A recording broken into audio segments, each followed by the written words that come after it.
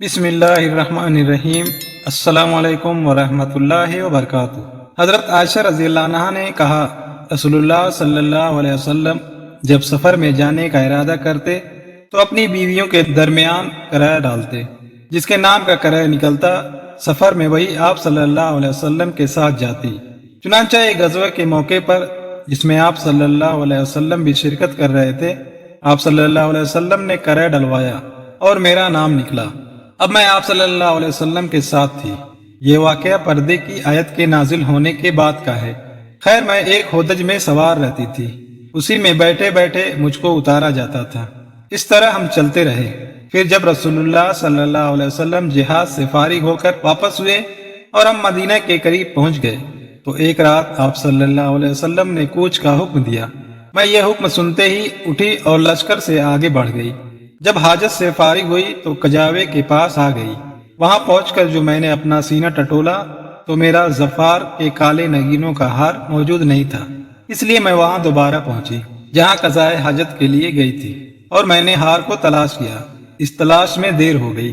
اس عرصے میں وہ اصحاب جو مجھے سوار کراتے تھے آئے اور میرا ہودج اٹھا کر میرے اونٹ پر رکھ دیا۔ وہ یہی سمجھے کہ میں اس میں بیٹھی ہوں۔ ان دنوں عورتیں ہلکی پھلکی ہوتی تھی، بھاری بھرکم نہیں۔ گوشت ان میں زیادہ نہیں رہتا تھا کیونکہ بہت معمولی غذا کھاتی تھی، اس لیے ان لوگوں نے جب ہودج کو اٹھایا تو انہیں اس کے بوجھ میں کوئی فرق معلوم نہیں ہوا۔ میں یوں بھی نو عمر لڑکی تھی، چنانچہ صاحب نے اونٹ کو ہانک دیا اور خود بھی اس کے ساتھ چلنے لگے۔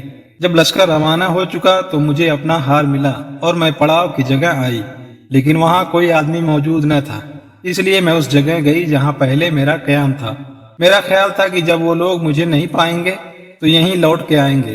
اپنی جگہ پہنچ کر میں یوں ہی بیٹھی ہوئی تھی کہ میری آنکھ لگ گئی اور میں سو گئی۔ صفوان بن معطل رضی اللہ عنہ جو لشکر کے پیچھے تھے، جو لشکریوں کی گری پڑی چیزوں کو اٹھا کر انہیں اس کے مالک تک پہنچانے کی خدمت کے لیے مقرر تھے، وہ میری طرف سے گزرے تو ایک سوئے ہوئے انسان کا سایہ نظر پڑا، اس لیے اور قریب پہنچے۔ پردہ کے حکم سے پہلے وہ مجھے دیکھ چکے تھے۔ ان کے انا للہ پڑھنے سے میں بیدار ہو گئی۔ آخر انہوں نے اپنا اونٹ بٹھایا اور اس کے اگلے پاؤں کو موڑ دیا تاکہ بلا کسی مدد کے میں خود سوار ہو سکوں۔ چنانچہ میں سوار ہو گئی۔ اب وہ اونٹ پر مجھے بٹھائے ہوئے خود اس کے آگے آگے چلنے لگے۔ اسی طرح ہم جب لشکر کے قریب پہنچے تو لوگ بھری دوپہر میں آرام کے لیے پڑاؤ ڈال چکے تھے۔ اتنی ہی بات تھی جس کی بنیاد پر جسے ہلاک ہونا تھا وہ ہلاک ہوا، اور تہمت کے معاملے میں پیش عبداللہ بن ابی ابن سلول منافق تھا۔ پھر ہم مدینہ میں آ گئے اور میں 1 مہینے تک بیمار رہی۔ تہمت لگانے والوں کی باتوں کا خوب چرچا ہو رہا تھا۔ اپنی اس بیماری کے دوران مجھے اس سے بھی بڑا شبہ ہوتا تھا کہ ان دنوں رسول اللہ صلی اللہ علیہ وسلم کا وہ لطف و کرم بھی میں نہیں دیکھتی تھی جن کا مشاہدہ اپنی پچھلی بیماریوں میں کر چکی تھی۔ بس آپ صلی اللہ علیہ وسلم گھر میں جب آتے تو سلام کرتے اور صرف اتنا دریافت فرما لیتے، مجاز کیسا ہے؟ جو باتیں تہمت لگانے والے پھیلا رہے تھے ان میں سے کوئی بات مجھے معلوم نہیں تھی۔ جب میری صحت کچھ ٹھیک ہوئی تو ایک رات میں ام مستہ کے ساتھ مناسہ کی طرف گئی۔ یہ ہماری قضائے حاجت کی جگہ تھی۔ ہم یہاں صرف رات ہی میں آتے تھے۔ یہ اس زمانے کی بات ہے جب ابھی ہمارے گھروں کے قریب بیت الخلا نہیں بنے تھے۔ میدان میں جانے کے سلسلے میں قضائے حاجت کے لیے ہمارا طرز عمل قدیم عرب کی طرح تھا۔ میں اور ام مستہ بنت ابی رحم چل رہی تھی کہ وہ اپنی چادر میں الجھ کر گر پڑی اور ان کی زبان سے نکل گیا، مستہ برباد ہو۔ میں نے کہا، بری بات آپ نے اپنی زبان سے نکالی، ایسے شخص کو برا کہہ رہی ہیں آپ جو بدر کی لڑائی میں شریک تھا۔ وہ کہنے لگی، اے بھولی والی، یہ جو کچھ ان سب نے کہا ہے وہ آپ نے نہیں سنا؟ پھر انہوں نے تہمت لگانے والوں کی ساری باتیں سنائی اور ان باتوں کو سن کر میری بیماری اور بڑھ گئی۔ میں جب اپنے گھر واپس ہوئی تو رسول اللہ صلی اللہ علیہ وسلم اندر تشریف لائے اور دریافت فرمایا، مجاز کیسا ہے؟ میں نے عرض کیا کہ آپ صلی اللہ علیہ وسلم مجھے والدین کے یہاں جانے کی اجازت دیجیے۔ اس وقت میرا ارادہ یہ تھا کہ ان سے اس خبر کی تحقیق کروں گی۔ آپ صلی اللہ علیہ وسلم نے مجھے جانے کی اجازت دے دی، اور میں جب گھر آئی تو میں نے اپنی والدہ ام رومان سے ان باتوں کے متعلق پوچھا جو لوگوں میں پھیلی ہوئی تھی۔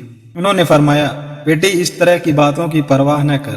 اللہ کی قسم، شاید یہ ایسا ہو کہ تجھ جیسی حسین و خوبصورت عورت کسی مرد کے گھر میں ہو اور اس کی شوکنے بھی ہوں، پھر بھی اس طرح کی باتیں نہ پھیلائی جائے کریں۔ میں نے کہا، سبحان اللہ، شوکنوں کا کیا ذکر، وہ تو دوسرے لوگ اس طرح کی باتیں کر رہے ہیں۔ انہوں نے بیان کیا کہ وہ رات میں نے وہیں گزاری۔ صبح تک میرے آنسو نہیں تھمتے تھے اور نہ نیند آئی۔ صبح ہوئی تو رسول اللہ صلی اللہ علیہ وسلم نے اپنی بیوی کو جدا کرنے کے سلسلے میں مشورہ کرنے کے لیے علی ابن ابی طالب اور اسامہ بن زید رضی اللہ عنہم کو بلوایا، کیونکہ وہی اس سلسلے میں ابھی تک نہیں آئی تھی۔ اسامہ رضی اللہ عنہ کو آپ کی بیوی سے آپ کی محبت کا علم تھا، اس لیے اسی کے مطابق مشورہ دیا اور کہا، آپ کی بیوی یا رسول اللہ صلی اللہ علیہ وسلم، ہم ان کے متعلق خیر کے سوا اور کچھ نہیں جانتے۔ علی رضی اللہ عنہ نے کہا، یا رسول اللہ صلی اللہ علیہ وسلم، اللہ تعالیٰ نے آپ پر کوئی تنگی نہیں کی ہے، عورتیں ان کے سوا بھی بہت ہیں، باندی سے بھی آپ دریافت فرما لیجئے، وہ سچی بات بیان کریں گی۔ چنانچہ رسول اللہ صلی اللہ علیہ وسلم نے بریرہ رضی اللہ عنہا کو بلایا، جو عائشہ رضی اللہ عنہا کی خاص خادمہ تھی، اور دریافت فرمایا، بریرہ، کیا تم نے عائشہ میں کوئی ایسی چیز دیکھی ہے جس سے تمہیں شبہ ہوا ہو؟ بریرہ رضی اللہ عنہا نے عرض کیا، نہیں، اس ذات کی قسم جس نے آپ صلی اللہ علیہ وسلم کو حق کے ساتھ مبعوث فرمایا ہے، میں نے ان میں کوئی ایسی چیز نہیں دیکھی جس کا عیب میں ان پر لگا سکوں۔ اتنی بات ضرور ہے کہ وہ نوعمر لڑکی ہیں، آٹا گوندھ کر سو جاتی ہیں، پھر بکری آتی ہے اور کھا لیتی ہے۔ رسول اللہ صلی اللہ علیہ وسلم نے اسی دن ممبر پر کھڑے ہو کر عبداللہ بن ابی ابن سلول کے بارے میں مدد چاہی۔ آپ صلی اللہ علیہ وسلم نے فرمایا، ایک ایسے شخص کے بارے میں میری کون مدد کرے گا جس کی اذیت اور تکلیف دہی کا سلسلہ اب میری بیوی کے معاملے تک پہنچ چکا ہے۔ اللہ کی قسم، اپنی بیوی کے بارے میں خیر کے سوا اور کوئی چیز مجھے معلوم نہیں۔ پھر نام بھی اس معاملے میں انہوں نے ایک ایسے آدمی کا لیا ہے جس کے متعلق بھی میں خیر کے سوا اور کچھ نہیں جانتا۔ خود میرے گھر میں جب بھی وہ آئے ہیں تو میرے ساتھ ہی آئے۔ یہ سن کر سعد بن معاذ رضی اللہ عنہ کھڑے ہوئے اور عرض کیا، یا رسول اللہ صلی اللہ علیہ وسلم، واللہ میں آپ کی مدد کروں گا اگر وہ شخص جس کے متعلق تہمت لگانے کا آپ نے ارشاد فرمایا ہے اس قبیلے سے ہوگا تو ہم اس کی گردن مار دیں گے، کیونکہ سعد رضی اللہ عنہ خود قبیلے اوس کے سردار تھے، اور اگر وہ خزرج کا آدمی ہوا تو آپ ہمیں حکم دیں، جو بھی آپ کا حکم ہوگا ہم تعمیل کریں گے۔ اس کے بعد سعد بن عبادہ رضی اللہ عنہ کھڑے ہوئے، جو قبیلے خزرج کے سردار تھے، حالانکہ اس سے پہلے اب تک بہت سالے تھے، لیکن اس وقت سعد بن معاذ رضی اللہ عنہ کی بات پر حمیت سے غصہ ہو گئے تھے، اور سعد بن معاذ رضی اللہ عنہ سے کہنے لگے، رب کے دوام و بقا کی قسم، تم جھوٹ بولتے ہو، نہ تم اسے قتل کر سکتے ہو اور نہ تمہارے اندر اس کی طاقت ہے۔ پھر اسید بن حضیر رضی اللہ عنہ کھڑے ہوئے، سعد بن معاذ رضی اللہ عنہ کے چچا زاد بھائی، اور کہا، اللہ کی قسم ہم اسے قتل کر دیں گے اگر رسول اللہ صلی اللہ علیہ وسلم کا حکم ہوا۔ کوئی شبہ نہیں رہ جاتا کہ تم بھی منافق ہو، کیونکہ منافقوں کی طرفداری کر رہے ہو۔ اس پر اوس و خزرج کے دونوں قبیلوں کے لوگ اٹھ کھڑے ہوئے اور آگے بڑھنے ہی والے تھے کہ رسول اللہ صلی اللہ علیہ وسلم، جو ابھی تک ممبر پر تشریف رکھتے تھے، ممبر سے اترے اور لوگوں کو نرم کیا۔ اب سب لوگ خاموش ہو گئے اور آپ صلی اللہ علیہ وسلم بھی خاموش ہو گئے۔ میں اس دن بھی روتی رہی، نہ میرے آنسو تھمتے تھے اور نہ ہی نیند آتی تھی۔ پھر میرے پاس میرے ماں باپ آئے، میں ایک رات اور ایک دن سے برابر روتی رہی تھی۔ ایسا معلوم ہوتا تھا کہ روتے روتے میرے دل کے ٹکڑے ہو جائیں گے۔ انہوں نے بیان کیا کہ ماں باپ میرے پاس بیٹھے ہوئے تھے کہ ایک انصاری عورت نے اجازت چاہی اور میں نے انہیں اندر آنے کی اجازت دے دی۔ وہ میرے ساتھ بیٹھ کر رونے لگی۔ ہم سب اسی طرح تھے کہ رسول اللہ صلی اللہ علیہ وسلم اندر تشریف لائے اور بیٹھ گئے۔ جس دن سے میرے متعلق وہ باتیں کہی جا رہی تھی جو کبھی نہیں کہی گئی تھی، اس دن سے میرے پاس آپ صلی اللہ علیہ وسلم نہیں بیٹھتے تھے۔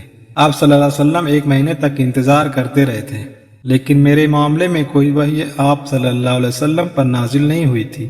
عائشہ رضی اللہ عنہا نے بیان کیا کہ پھر آپ صلی اللہ علیہ وسلم نے تشہد پڑھی اور فرمایا، عائشہ، تمہارے متعلق مجھے یہ باتیں معلوم ہوئی، اگر تم اس معاملے میں بری ہو تو اللہ تعالیٰ بھی تمہاری برات ظاہر کر دے گا، اور اگر تم نے گناہ کیا ہے تو اللہ تعالیٰ سے مغفرت چاہو اور اس کے حضور توبہ کرو، کہ بندہ جب اپنے گناہ کا اقرار کر کے توبہ کرتا ہے تو اللہ تعالیٰ بھی اس کی توبہ قبول کرتا ہے۔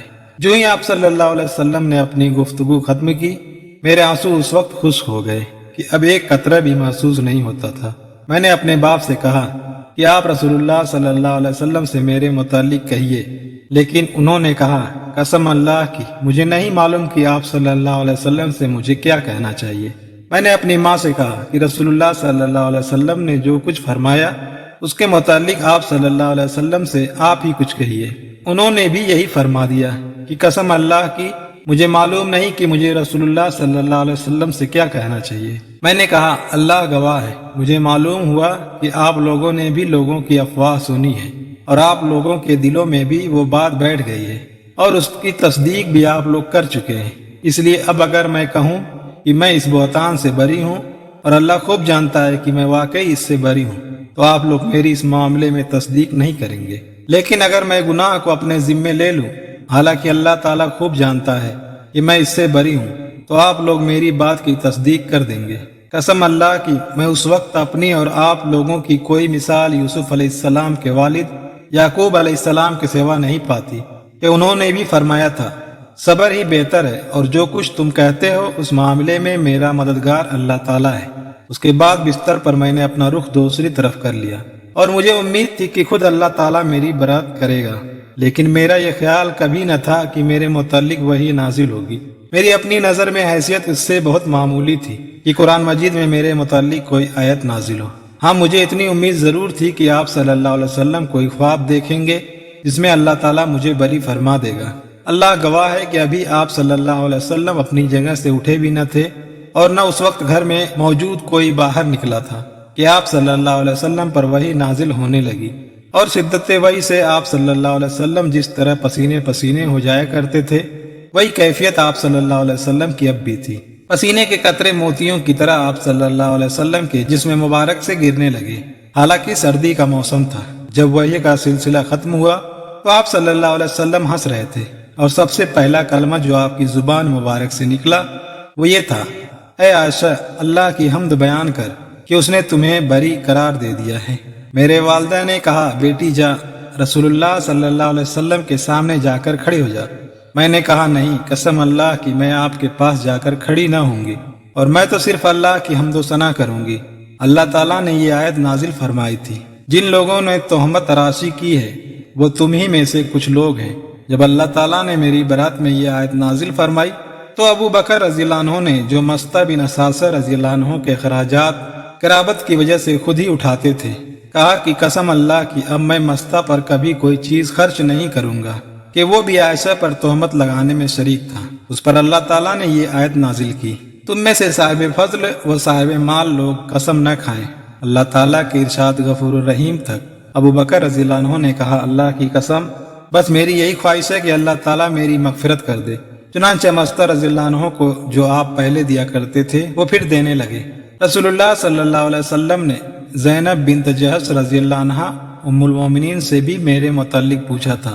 آپ صلی اللہ علیہ وسلم نے دریافت فرمایا کہ زینب، تم عائشہ رضی اللہ عنہ کے متعلق کیا جانتی ہو اور کیا دیکھا ہے؟ انہوں نے جواب دیا، میں اپنے کان اور اپنی آنکھ کی حفاظت کرتی ہوں کہ جو چیز میں نے دیکھی ہو یا نہ سنی ہو وہ آپ سے بیان کرنے لگوں۔